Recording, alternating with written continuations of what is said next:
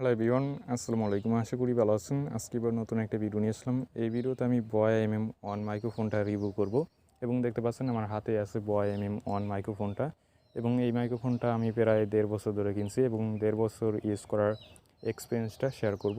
এই ভিডিওটা যদি আপনি না টেনে কন্টিনিউ করেন, অবশ্যই আপনি জানতে পারবেন যে এই মাইক্রোফোনটা কিনলে আপনার কী কী সুবিধা হইতেছে এবং অসুবিধা হইতেছে।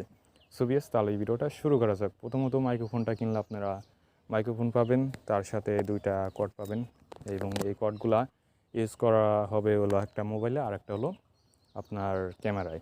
সো বিয়াস, 2টাই ইউজ করতে পারবেন, মোবাইলে ইউজ করতে পারবেন এবং ক্যামেরাও ইউজ করতে পারবেন।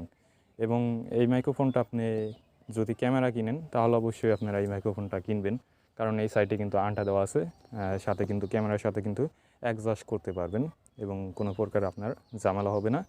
এবং আপনার এই মাইক্রোফোনটা যদি ক্যামেরায় কিনেন, আর অবশ্যই ক্যামেরায় মাইক্রোফোনটা সাপোর্ট থাকতে হবে।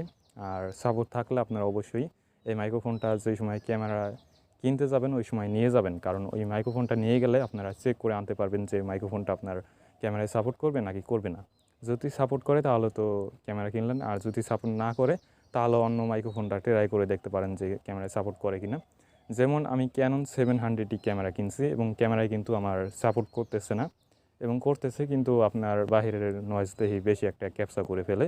এই কারণে কিন্তু আমি ক্যামেরায় ইউজ করি না। আর ক্যামেরায় এমনি তো মাইক্রোফোন ইউজ করা না মনে করি বেটার, কারণ আপনি যদি ভালো উন্নত দামের ক্যামেরা কিনেন তাহলে আপনি ক্যামেরায় মাইক্রোফোন ইউজ করতে পারেন, যেমন সোনি ZV-10 এই ক্যামেরা ইউজ করতে পারেন। যাই হোক, আশা করি বুঝতে পারছেন। ক্যামেরার জন্য কিনলে অবশ্যই আপনারা এই মাইক্রোফোনটা চেক করে আনবেন যে আপনার ক্যামেরায় এই মাইক্রোফোনটা সাপোর্ট করবে নাকি করবে না।